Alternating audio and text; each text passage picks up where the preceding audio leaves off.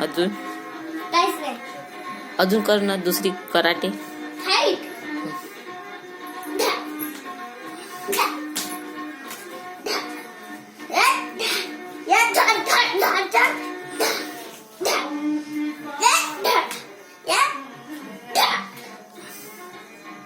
चांगलं केलं बाई.